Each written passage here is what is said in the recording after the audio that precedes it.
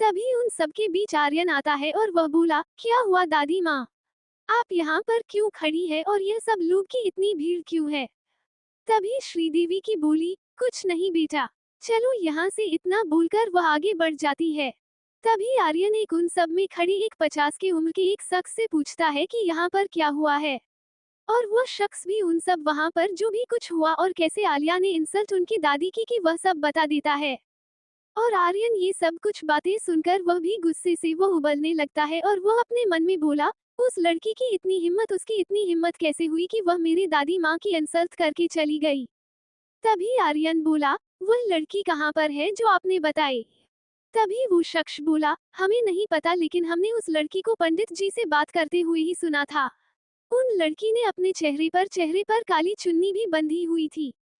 तभी आर्यन बोला, ठीक है। इतना बोलकर वो पंडित जी के पास आकर बोला, पंडित जी वह लड़की कौन है जिसे आपसे बात भी कर रही थी, वो उसने अपने चेहरे पर काली चुन्नी बंधी हुई थी, वो कौन है? तभी पंडित जी बोली, हाँ बेटा, वह तो शेखावत परिवार की लड़कियां हैं और बहुत ही समझदार भी है।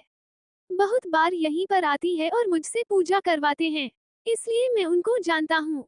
तभी आर्यन बोला, ठीक है। फिर वो वहाँ पर प्रसाद और चुनरी पंडित जी को दे देता है और पंडित जी भी वह सब सामान ले लेते हैं। वहीं थोड़ी देर बाद सब कुछ पूजा और यह सब कुछ होने के बाद श्रीदेवी और आर्यन वहाँ से नीचे आ जाते हैं, अपनी कार की तरफ चले जाते हैं। वहीं दूसरी तरफ कायनात छोटे छोटे बच्चों को प्रसाद बांटकर वापस आ रही थी। तभी उसे रास्ते में ही आलिया मिल जाती है। आलिया बोली, पता नहीं कहां कहां से ऐसे लोग आ जाते हैं।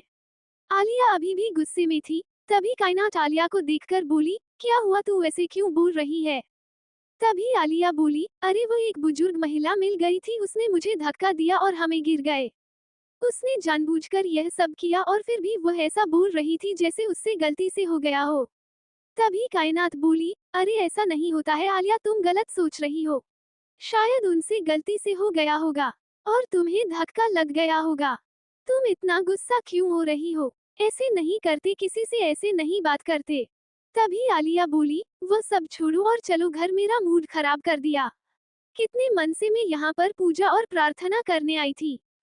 तभी कायनात बोली, हाँ अब चलो, सब कुछ हो गया है। फिर वो दोनों ही अपने कार में बैठकर घर की तरफ निकल जाती है। वहीं श्रीदेवी की ओर आर्यन भी कार में बैठ गए और होटल की तरफ बढ़ जाते हैं। वहीं श्रीदेवी जी का मूड खराब हो गया था, उसका चेहरा उतरा हुआ था और वह निराश लग रही थी। उसे अभी भी दुख हो रहा था कितने लोगों के बीच उनकी इंसल्ट जो हुई थी। वही आर्यन भी अपनी दादी माँ को देख रहा था और लेकिन वह कुछ बोलता नहीं है। और इसे ही कुछ वक्त बाद वह दोनों ही होटल पहुंच जाते हैं। वही दादी माँ कुछ ना बोलते हुए ही होटल के अंदर चली जाती है। वही आर्यन अभी भी होटल में जाने वाला था कि तभी युवराज का फोन आर्यन के फोन में आता है। आर्यन बोला, हाँ भाई बोलिए। युवराज बोला, क्या हुआ, तुम्हारा आवाज में थोड़ी सी परेशानी क्यों दिख रही है? तभी आर्यन बोला, वह भाई बात ही ऐसी है। युवराज बोला, क्या हुआ, मुझे बताओ। युवराज अभी एक गार्डन में था, वो एक बेंच पे बैठा हुआ था और वो खड़े होते हुए ही बोला, क्या हुआ, मुझे सब डिटेल में बताओ। तभी आर्यन बोला, भाई वह दादी माँ के साथ। वो इतना ही बोला था कि तभी युवराज थोड़ा गुस्से से बोला, साफ साफ बताओ दादी माँ के साथ क्या? दादी माँ को कुछ हुआ तो नहीं? आर्यन बोला, नहीं भाई ऐसा नहीं है, लेकिन दादी माँ की किसी ने इंसल्ट की है। तभी युवराज थोड़ा गुस्से से बोला, साफ साफ बताओ क्या बात है? तभी आर्यन युवराज को सारी बात डिटेल में बता देता है और आर्यन की बात सुनकर युवराज गुस्से से पूरा जलने लगता है। वो गार्डन में रखे हुए टेबल को लात मारकर नीचे गिरा देता है और वो बोला, उसे दो कुड़ी की लड़की कितनी हिम्मत हो गई कि वो मेरी दादी माँ युवराज सिंह राठौर की दादी माँ की इंसल्ट कर सके। ऐसा भी कोई पैदा नहीं हुआ है कि कोई उसकी इंसल्ट करे। और यह जो कोई भी है, उसका बदला तो मैं ऐसे लेकर रहूंगा कि उसके साथ सबको भी याद रहे कि उसका पाला किससे पड़ा है। और ये कहते वक्त युवराज एक खूंखार शेर लग रहा था, जिसे अपना शिकार सामने देखते ही अस शिकार को हड़पने की राह में ही हो। फिर इतना बोलकर वह कॉल कट कर देता है और युवराज अपने असिस्टेंट को फोन लगाता है और उसका असिस्टेंट के फोन पे कप करते ही युवराज बोला, प्रियम तुम दादी माँ जिस मंदिर पर गई थी और उनके साथ जो कुछ भी हुआ वह सब डिटेल मुझे आधे घंटे के अंदर चाहिए। तुम कुछ भी करो, लेकिन आधे घंटे के अंदर अगर मुझे वह डिटेल नहीं मिली कि उनके साथ क्या हुआ था, तो तुम्हारी लाश आधे घंटे के बाद तुम्हारे घर पर होगी। वहीं प्रियम युवराज की बात सुनकर कांपसा जाता है। वह बोला, जी बॉस, अभी अभी आपको मैं डिटेल भेजता हूँ। इतना बोलकर वह एक गहरी सांस लेता है, क्योंकि प्रियम को पता था कि उसका बॉस कैसा है।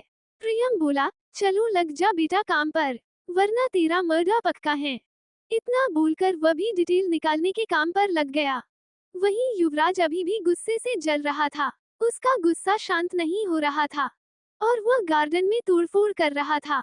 वो अपने गुस्से को शांत कर रहा था। वहीं आसपास बहुत सारे बॉडीगार्ड भी खड़े थे, लेकिन उन सबको पता था कि अभी युवराज के सामने जाने का कोई फायदा नहीं है, क्योंकि वो गुस्से में अकेला ही रहता है और तभी वह खुद को शांत कर पाता है। अगर उसके गुस्से में कोई भी उसके पास गया तो वह सामने वाले को भी चोट पहुंचा देता है।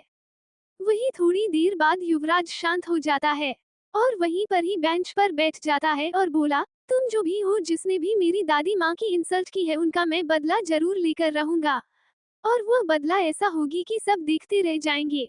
वहीं दूसरी तरफ कायनात और आलिया अपने घर पहुंच जाती है और अब काफी वक्त भी हो गया था और शाम भी हो चुकी थी और दोनों ही अंदर आ जाती है। तो वहां पर बहुत सारे मेहमान थे और सब लोग डिनर कर चुके थे। वही वह दोनों भी आकर अपने मम्मा और अपनी दोस्तों के पास से आ जाती है। तभी सिमरन जी बोली, आ गई, तुम दोनों जाओ और फ्रेश हो जाओ, फिर आओ और डिनर कर लो। फिर आज सबको जल्दी ही सो जाना है, क्योंकि कल सुबह ही कायनात की शादी है और कल सुबह ही बारात आने वाली है। तभी आलिया कायनात के कंधे पर हाथ रखते हुए ही बोली, हाँ, मेरी इतनी प्यारी दीदी ससुराल चली जाएगी और मैं अकेली रह जाऊंगी मम्मा। मैं भी दीदी के साथ जाऊंगी। तभी सिमरन जी बोली, अरे चल हट पगली, ऐसे अपने दीदी के ससुराल थोड़ी ना जाना होता है, तू मेरे पास ही रहना है। वही कायनात अपनी मम्मा के गले लगाते हुए ही बोली, मैं आप सबको बहुत मिस करूंगी मम्मा। इतना कहते हुए उसकी आंखों में नमी आ जाती है। वही सिमरन जी कायनात की आवाज को पहचान लेते हैं और वह बोली, बस करो, रोना नहीं है, और जाओ अपने कमरे में दोनों ही और फ्रेश होकर आओ। फिर वो दोनों ही फिर अपने कमरे की तरफ बढ़ जाती है। तभी ही उसके सामने उनके पापा वीरेंद्र जी आ जाते हैं और वो उन दोनों के सर पर हाथ रखते हुए ही बोली, आ गए तुम दोनों पूजा करके। तभी कायनात बोली, हाँ पापा, हम दोनों आ गई और पूजा भी हो गई है। कायनात को कहा पता था कि जहाँ से वो खुशी खुशी आई है वही उसकी जिंदगी के बर्बादी का कारण बनेगा। वीरेंद्र जी बोले, ठीक है, अब जाओ और फिर डिनर करके जल्दी सो जाना सब, क्योंकि सुबह ही तुम्हारी बारात आने वाली है और कोई देर नहीं होनी चाहिए। वो दोनों भी जी पापा बोलकर चली जाती है और ऐसे ही शाम बीत जाती है। वहीं दूसरी तरफ युवराज को सारी इन्फॉर्मेशन मिल चुकी थी और उसे ये भी पता चल चुका था कि जिस लड़की ने उसकी दादी माँ की इंसल्ट की थी वह शेखावत परिवार की है, और उससे ये भी पता चला था कि वहाँ पर शादी भी है, और उससे गलतफहमी भी हुई थी कि जिसकी शादी है उसने ही उनकी दादी की इंसल्ट की है। वही युवराज शादी की बात सुनकर तो और भी गुस्सा हो गया था। युवराज अपने मन में बोला, ठीक है, शादी है ना तुम्हारे घर पर, तो यह शादी में हम जरूर आएंगे और ऐसा भूकंप मचाएंगे कि सब देखते ही रह जाएंगे। शादी में धमाका करेंगे। वो अपने चेहरे पर मिस्टर स्माइल लेकर ये सब बोल रहा था और फिर इतना बोलकर वह कमरे से बाहर निकल जाता है। तभी उनके पास उसका असिस्टेंट प्रियम आता है और वह बोला, चलिए बॉस, जेट रेडी है हमारा। युवराज बोला, हाँ जरूर, मैं शादी में जो जाना है।